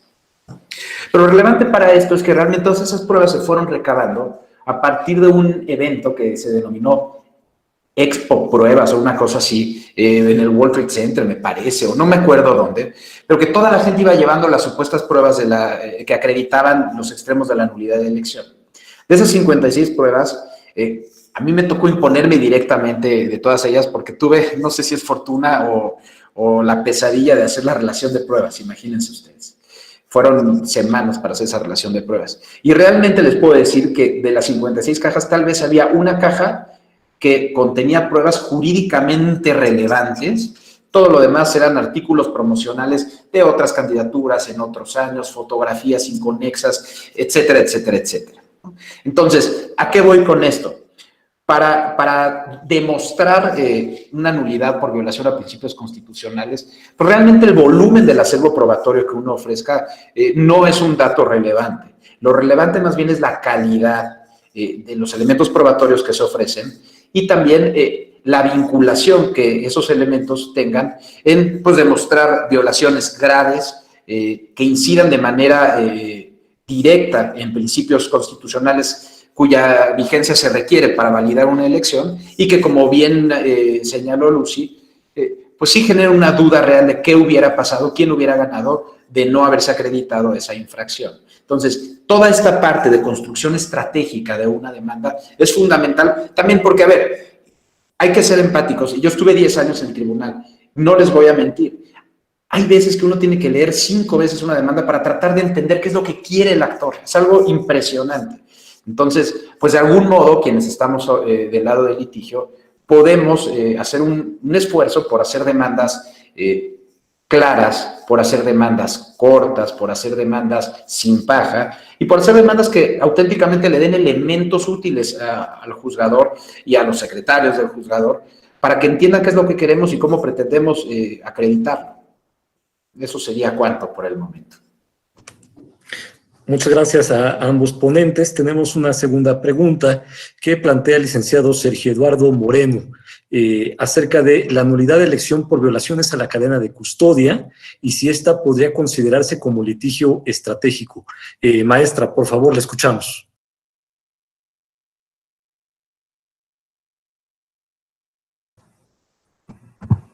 A ver, esta me llama la atención.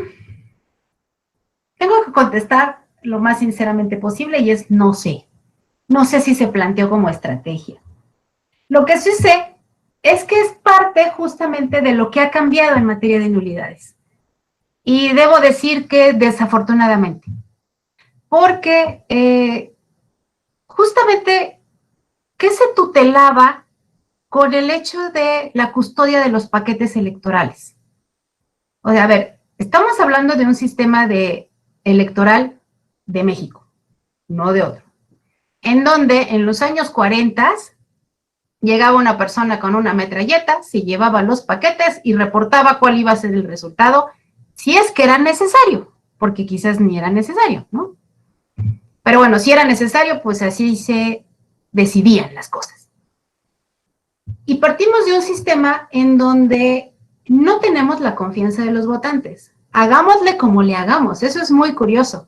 Alguna vez lo vi en una encuesta que preguntaban sobre el INE y decían, ¿el INE está bien conformado? ¿El INE hace bien sus funciones?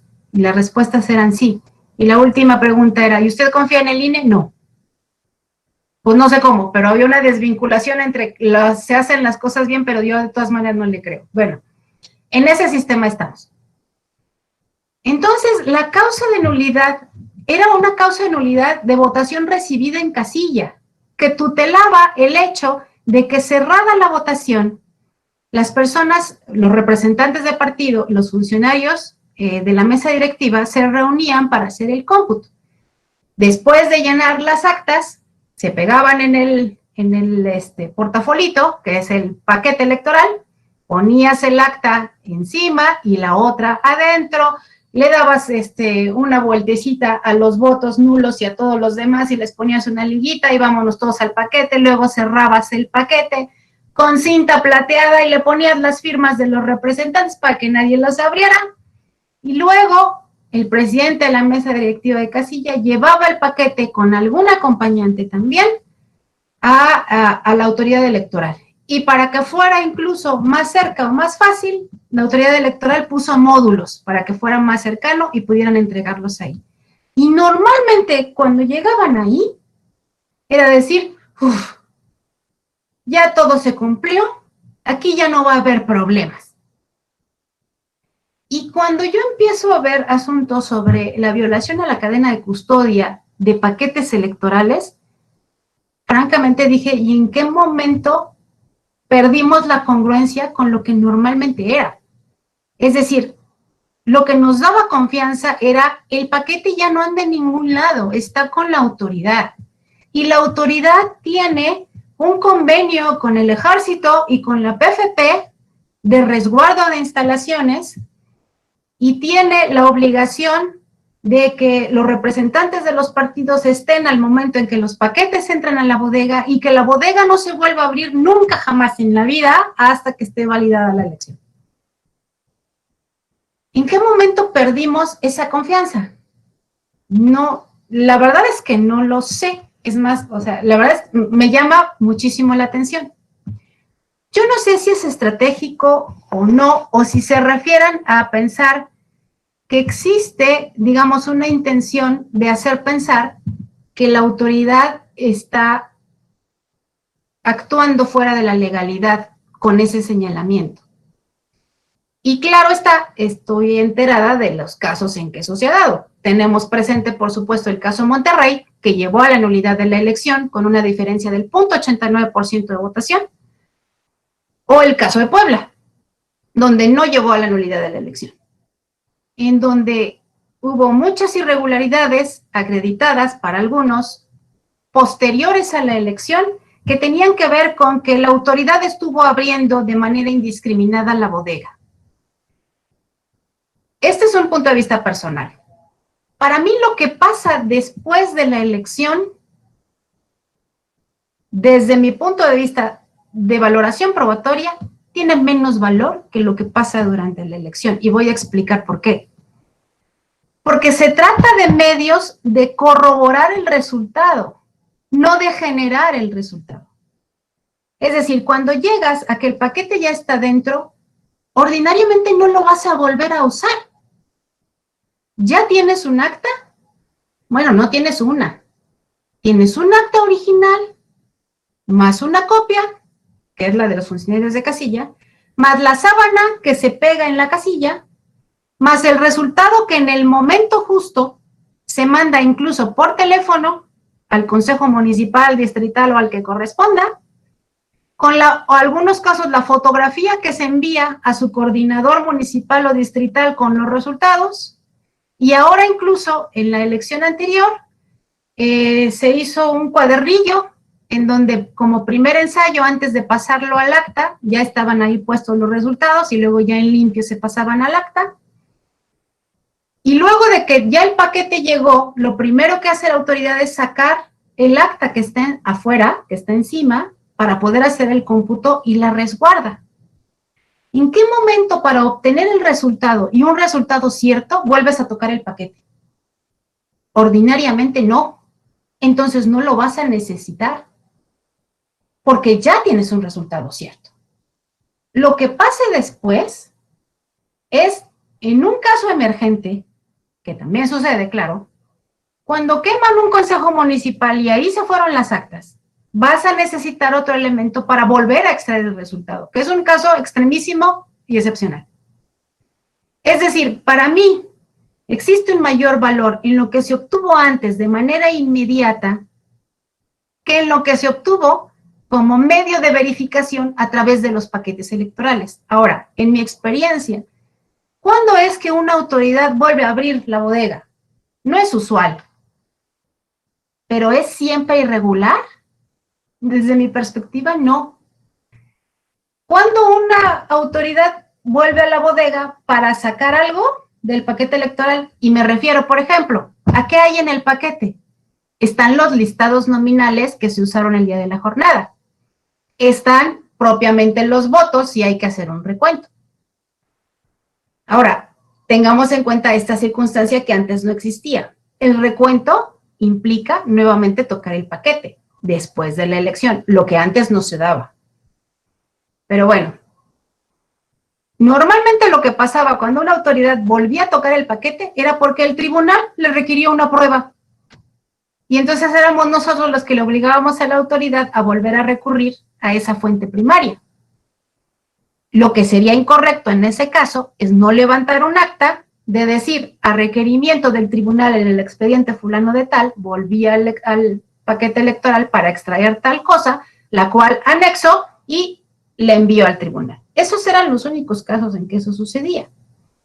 Si el recuento ha generado un desorden sobre esa circunstancia, es probable pero también se ha generado como un medio de verificación del resultado. A ver, tampoco se hace en lo oscurito y tampoco se hace cuando la autoridad está solita, está en los grupos de trabajo y en cada grupo de trabajo hay un representante partidista, uno por cada partido o uno por cada candidato independiente. ¿En qué momento no hay tutela? En el traslado. Y aún así, regresemos al origen. ¿Qué pasaba cuando en una casilla, cerrada la casilla, un paquete llegaba fuera de tiempo? ¿Qué había que verificar? Si el paquete estaba violado o no. Porque había casos tan especiales como que la presidenta de la mesa directiva de casilla, siendo mujer, era casada y el marido le decía que ahorita en la noche vas a ir a dejar el paquete. No, hombre. Entonces el paquete se llevaba hasta el otro día y eso significaba que la votación no estuvo tutelada. No, les juro que la señora no durmió por estar cuidando el paquete, pero no lo pudo entregar. Entonces, si el paquete no estaba violado, aún a pesar de que el tiempo transcurriera en exceso, pues no había una violación.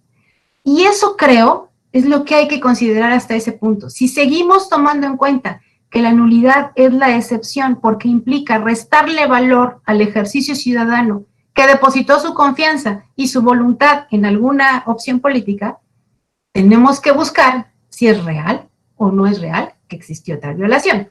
Y ahí sí, debo decir, ante la duda, el siguiente elemento, una es, ¿realmente hay una violación de los paquetes electorales?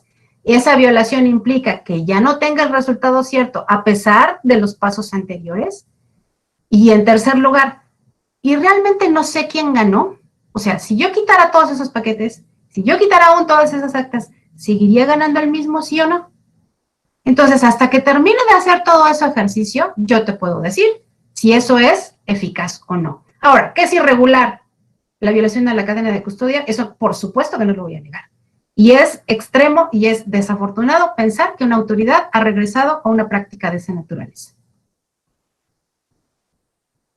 Gracias. Yo agregaría dos cositas. Lucy, lo dijiste perfecto, te dejaste casi sin cosas que decir y vaya que es un tema que me parece interesantísimo. Primero, desde una perspectiva de litigante, a mí me da la impresión de que alegar eso para solicitar la nulidad de una elección, pues como coloquialmente se dice, son patadas de ahogado, ¿no? Eso me genera la impresión de que el litigante que no construyó y que no hizo su tarea durante 9 meses está tratando de inventarse un pretexto para dinamitar el resultado de la elección ya expresada por la ciudadanía en las urnas. Segundo, este tema de violaciones a la cadena de custodia es sumamente atractivo desde una perspectiva mediática, ¿no? Lucy lo dice perfectamente. Nuestra materia electoral, todas nuestras instituciones, todas las normas que regulan las elecciones en México parten de esta premisa de la desconfianza. Entonces, de entrada, cualquier cosa que sea visualmente grave, automáticamente levanta a la gente, indigna a la gente, digamos, puede tener un gran efecto mediático que no necesariamente corresponde con la técnica jurídica adecuada para resolver este tipo de cosas, ¿no? Tercero, me parece sumamente delicado atribuir o darle un peso tan importante a la labor de un instituto electoral local, por ejemplo, o de un consejo municipal.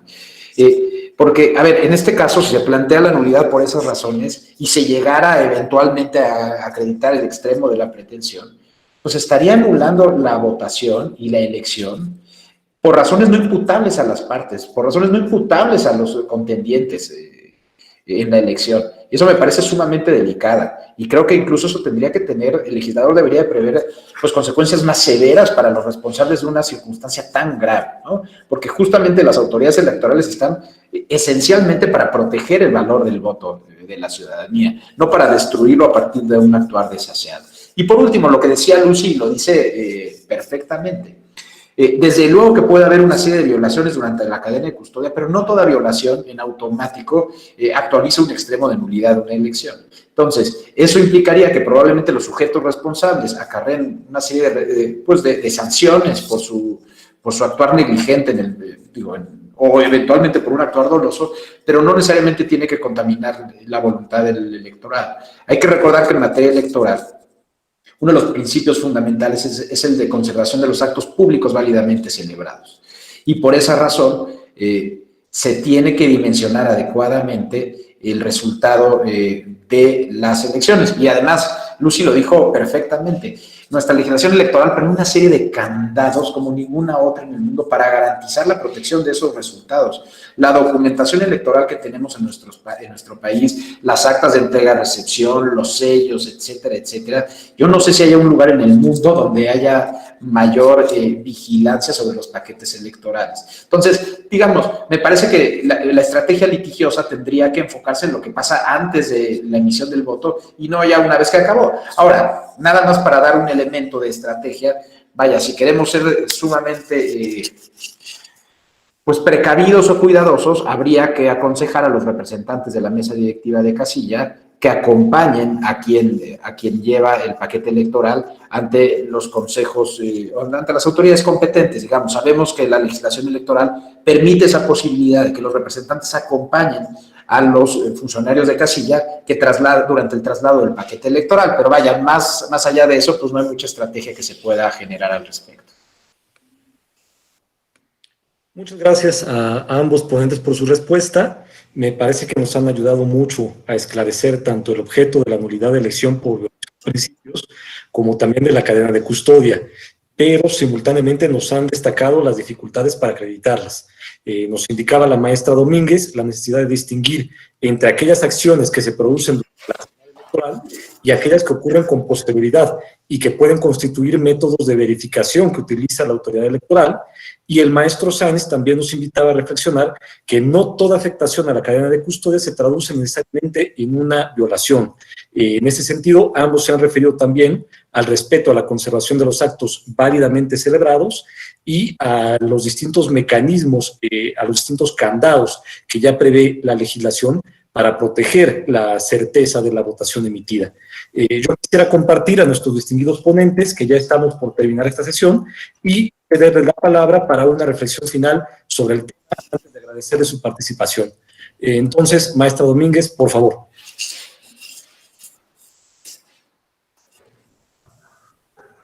Muchas gracias. Pues en principio, nuevamente agradecer la invitación. Esperemos que no se hayan arrepentido. Y si no, pues ya ni modo. No me vuelvan a invitar. Pero muchísimas gracias a todos. En principio, porque cuando al principio nos comentaron que había 170 personas inscritas en el diplomado, la verdad es que me da muchísimo gusto. Gente que dedica su tarde, su tiempo para estudiar estos temas, sí son de excepción. O sea, en mis tiempos, yo que soy más grande, no existía la materia electoral ni siquiera en la universidad. Y que ustedes tomen la oportunidad, que además también celebro muchísimo que el tribunal la pueda dar y la dé de manera gratuita a tantas personas que han tenido la fortuna de decidir tomar sus cursos. Me parece que también es parte de la responsabilidad cívica que tenemos y como abogados, mucho más. Como lo decía Agustín al principio, no hay muchos dedicados a la materia y menos en materia de litigio. Digo, los sacrificados de este lado también, bueno, nos enrolamos, digamos, en muchas funciones electorales, pero no hay tantos especialistas en la materia y es enorme, digamos, en sentido emotivo, ver cuál es el desarrollo de la materia y la comprensión de la materia. Así que más bien les agradezco a ustedes que estén aquí. Ahora, como puntualizaciones del tema, ¿qué diría yo? La materia de nulidades ha evolucionado muchísimo, las cosas cambian con cada proceso electoral y cada proceso electoral al legislador, que es político, obviamente, tiene la intención de renovar cómo se hicieron las cosas y pensar que con una nueva ley no van a ocurrir las cosas que antes pasaron. No siempre con la idea de sanear lo que antes pasó, a veces poniendo más trampas para que no puedan acreditarse las cosas que antes mal hicieron, seamos sinceros. Pero el hecho es que evoluciona y que los tribunales y los litigantes nos tenemos que subir al barco y evolucionar con ellos. Entonces, es una magnífica labor el estudio de esta materia y es una magnífica labor que justamente el litigio estratégico tenga como esencia la innovación. El litigio estratégico no se teje sobre lo que ya está, sino sobre lo que no está, sobre aquello que hay que imaginar, innovar, construir y probar. Entonces, claro está que todo lo anterior servirá de plataforma, pero para hacer un planteamiento nuevo, distinto y evolutivo en la materia. Y eso en mucho les toca. Así que muchísimas gracias a todos por la atención, muchísimas gracias por la oportunidad. Y tengo que decir nada más como tema final, que en materia de nulidades, además de la evolución propia y puntual sobre qué se anula, qué no se anula y en qué casos no se anulan, lo que sí ha generado es una apertura, me parece, en dos temas esenciales. Y una es el reconocimiento de derechos indígenas y de los propios sistemas normativos indígenas, que son un planteamiento totalmente distinto. Hagan de cuenta que todo lo que les dije, bórrenlo, pónganse en un plano de usos y costumbres, en donde las normas son lo que la asamblea diga, y el otro tema que está íntimamente ligado con este y que también ha tenido su raíz en las nulidades es el respeto de la paridad de género y de la igualdad sustantiva, no la formal. La formal la tuvimos desde hace muchos años cuando nos dijeron somos 50-50. Ahí no paran las cosas, ahí comienzan con una norma. Entonces, en materia de nulidades, tanto por el ejercicio de los litigantes como por el ejercicio de los tribunales, tenemos ahora un reconocimiento en materia de derechos de las mujeres y el ejercicio de sus derechos políticos, como en materia de sistemas normativos y el respeto a la voluntad distinta, autónoma y normativamente diferenciada de los pueblos indígenas también. Y me parece que en algunas otras puntualizaciones también vale la pena decirlo. Por ejemplo, en materia de personas sin hogar y cómo darles una credencial de elector, que es el inicio del ejercicio de sus derechos políticos. O en materia de personas con discapacidad, en donde la sala especializada ha llevado el puntero, en que toda propaganda debe también ser respetuosa, tanto de los principios de transparencia como los de secrecía, como también el que la propaganda tenga que tener lenguaje de señas, por ejemplo. Y en materia de otro tipo de discapacidades que también, por ser minoría, no vemos, y en materia de lenguaje claro, especialmente para comunidades indígenas, todos hemos sido corresponsables y todos hemos tenido un grado evolutivo, que además de que nos sitúa en otro ámbito del que antes desconocíamos, me parece del todo positivo. Y si no con eso hemos llegado a la confianza en las elecciones, en su sistema de organización y en su sistema de calificación, lo seguiremos intentando, ¿no? Muchísimas gracias por su atención a todos.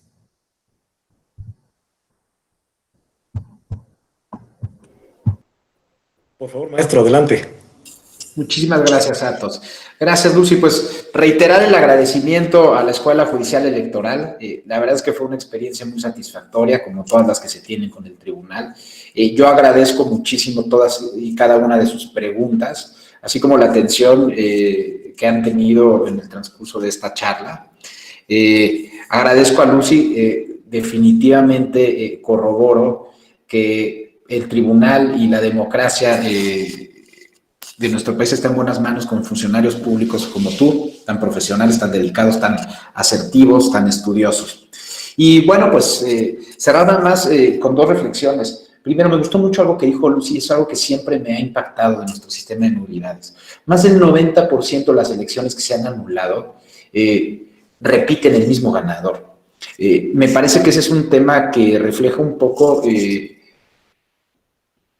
pues una crisis en cuanto a nuestro sistema democrático y sobre todo que no hay una cultura democrática afianzada en la que se castigue a quien hace trampas, ¿no? Es una reflexión que traigo desde hace rato. No puede ser posible que el ciudadano vuelva a darle el voto a alguien que manifiestamente hizo trampas. Pero bueno, eso no nos corresponde ni a quien está del lado de las autoridades, ni a quienes estamos desde esa perspectiva. Entonces, eso por un lado. Y segundo lado, pues sí me gustaría decir que, a ver, hace rato, al empezar mi exposición, hablaba de Gustavo Zagrebelsky y esta idea del derecho dúctil de este juez constitucional italiano.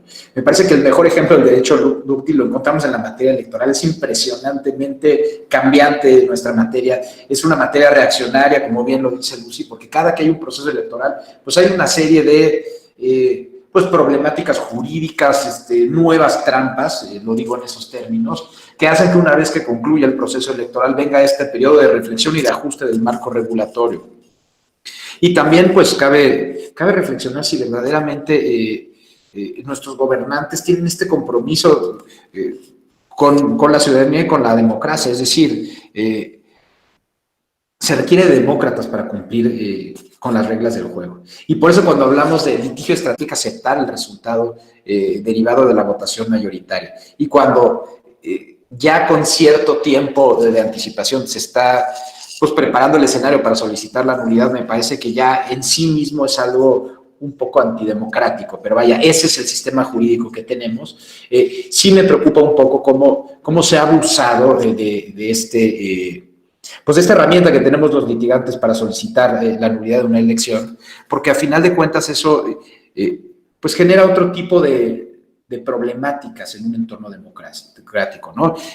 Una de ellas, y se dice coloquialmente afuera, es, pues, hay quien cree que tiene la posibilidad de ganar en la mesa lo que no ganó en las urnas, y me parece que eso no es deseable, y en eso sí hay que dar la razón al Tribunal Electoral, en el sentido de que ha sido muy cuidadoso, como bien lo dijo Lucy, en anular elecciones de manera extraordinaria y solo cuando verdaderamente están acreditados los extremos de la nulidad. Esa es la gran complejidad. O sea, yo diría un litigante que gana una nulidad de elección es un tema biográfico, porque no son muchos los que han ganado un asunto de esta índole. Y bueno, vaya que requiere de mucha creatividad, de mucho profesionalismo, de mucha dedicación y de una entrega absoluta con el cliente y con nuestra vocación jurídica. Por mi parte sería absolutamente todo. Les mando un fuerte abrazo y estoy siempre a disposición de la Escuela Judicial. Le mando un fuerte abrazo a Gaby Rubalcaba, al magistrado Felipe de la Mata y sigo a sus órdenes. Pues maestra Domínguez y maestro Sanz, no queda más que agradecerles sus destacadas exposiciones y sus aportaciones sobre un tema que posee muchas aristas y que han abordado con suma claridad desde la óptica del litigio estratégico. Muchas gracias por compartirnos su conocimiento y su experiencia. Nos han ayudado a comprender mejor un tema complejo y que evoluciona con cada contienda electoral. Nos han invitado también a considerar que es a través del planteamiento de las nulidades que se pueden visualizar temas que involucran tanto el efectivo ejercicio de los derechos políticos como garantizar la tutela efectiva incluso pues, de comunidades indígenas. En este sentido, parece confirmarse la tesis de que el litigio estratégico en materia de nulidades puede convertirse en una herramienta para la efectiva protección de derechos fundamentales, pero también para garantizar la democracia. Muchísimas gracias a ambos. Por último, me permito agradecer también al público virtual que nos ha acompañado por su atención y por sus interesantes preguntas que han enriquecido las participaciones de nuestros ponentes. Que tengan ustedes muy buena tarde. Muchas gracias. Hasta luego, gracias por todo. Muchas gracias, maestro. Muy gracias. Gracias a ustedes.